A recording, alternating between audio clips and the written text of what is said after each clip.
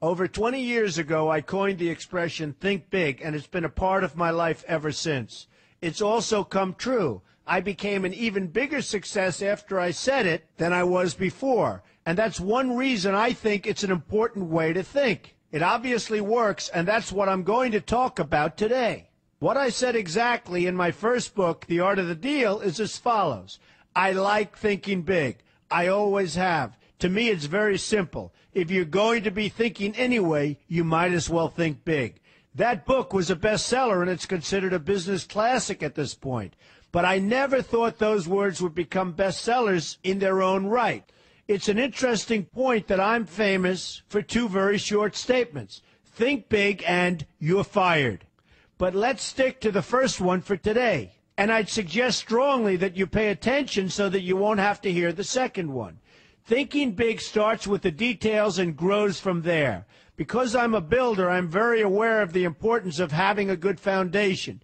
You can't take chances in construction. You can't be haphazard and say, well, maybe this will work, maybe it won't, so let's try it and find out. Because a lot of people will be at risk.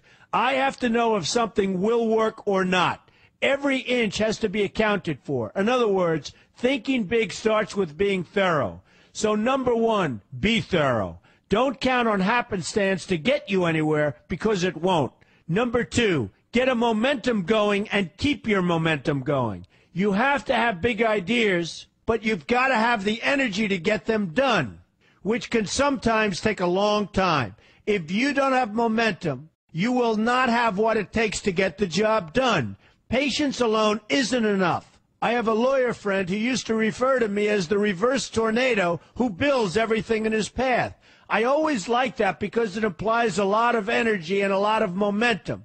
And that's exactly what it takes to get anything done. So keep your momentum going. Number three, stay focused. You have to stay focused. The minute you lose focus, you will also be losing your momentum. They go together, and you will accomplish a lot more, even amazing things, if you make sure you keep these two things working together for you. I've seen very talented people literally go down the drain because they couldn't seem to keep their focus long enough to get anything done. In this day of multitasking, that can be a real challenge, but it's absolutely necessary.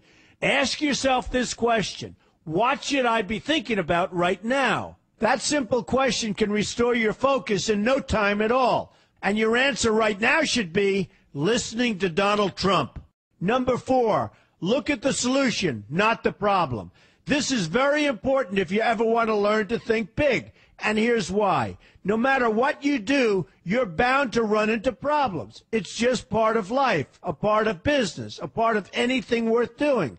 If you let the problems get in your way, they'll become bigger than your idea was to begin with, and you will be a wipeout. No matter how bad things look, keep your focus on the solution, and you will be surprised how things can work out, and work out properly. One way I do this is to ask myself when confronting a possible problem, is this a blip or is this a catastrophe? A catastrophe is something like an earthquake, a tsunami, a war, and so forth, and a blip is everything else. Right away you'll have the right perspective and your equilibrium will be restored. So keep your focus on the solution. Number five, see opportunity for what it is, an opportunity. For example, why are you listening to me today? Curiosity? You like me? You don't like me? You want to learn? You have nothing else to do? You want to hear me tell you you're fired? I hope not. But whatever your reasons might be, they've brought you to a good place to get involved and to learn. And that's an opportunity right there. People think that because I'm rich and famous that I know everything. I know a lot, but one thing I know is that I don't know everything. So I ask myself this question every day. What can I learn today that I didn't know before? And you know what? I learn something new every single day. That's a big reason for my success, and the same thing can apply to you. Take the time to see today as an opportunity, and you'll be surprised by what can come your way. Be open to new ideas, and you will be creating your own opportunities before too long. Number six, know everything you can about what you're doing. That's a good way to cover your bases. Another good way is to read the book Robert Kiyosaki and I have written together, Why We Want You to Be Rich. It's about covering your bases and knowing what's going on. I remember when some guys came in to meet with me about a great idea they had for an atrium for a building on Wall Street. It was a beautiful idea except for one thing. None of them had thought about how the building would be supported around this fabulous atrium. They didn't take into account the steel columns that were necessary to support a 72-story building, a very big and embarrassing oversight that could have been avoided if they'd taken the time to think about what they were doing. Don't let that happen to you. Know what you're doing first. Number 7, be lucky. Remember the old saying, the harder I work, the luckier I get. Well, it happens to be true. It works for me, and I've encountered some pretty big successes. But this goes along with something that's absolutely necessary for great success.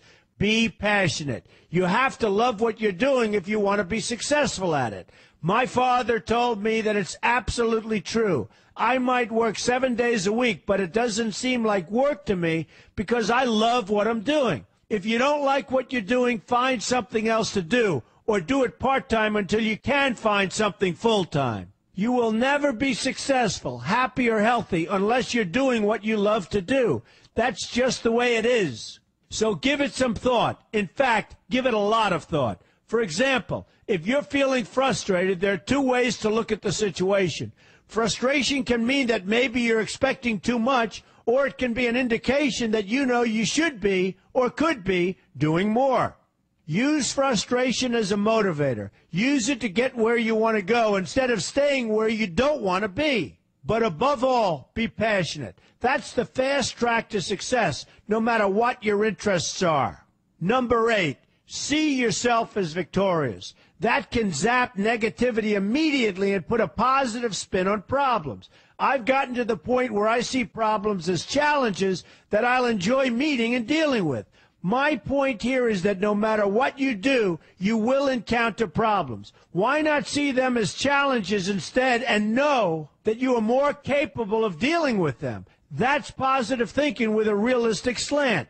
When I go into negotiations, I keep an open mind to what may happen. But I can tell you that there's already a done deal attitude on my part. I've already thought the process through to the extent that I know everything will be better off if they agree with what I've come up with because I've taken both sides into account. I enter the situation with a victorious attitude, and I've had enough victories to know that this attitude works. Use it. Number 9, be smart. Know that you have something unique to offer because you do use the tools that are provided for you and remain open to new ideas. That's being smart. That's also where innovation comes from. Being smart means you know how to use what you've got. That doesn't mean there's nothing left to learn, but it means that you will have the ability to learn and move forward with success. And success is very important. Success is what you want. Just be successful. Believe me, you'll be happier. I know people who have had very few real advantages in life, and yet they've managed to become giant successes. They figured out how to use what they had, not to dwell on what they didn't have. I'm convinced that everyone has something useful to offer, and if you apply yourself diligently, you'll find that you have what it takes to succeed, and you're going to be a lot happier for it. Number 10, above all, never give up. Never, never, never give up. The only time you will be a failure is if you quit trying.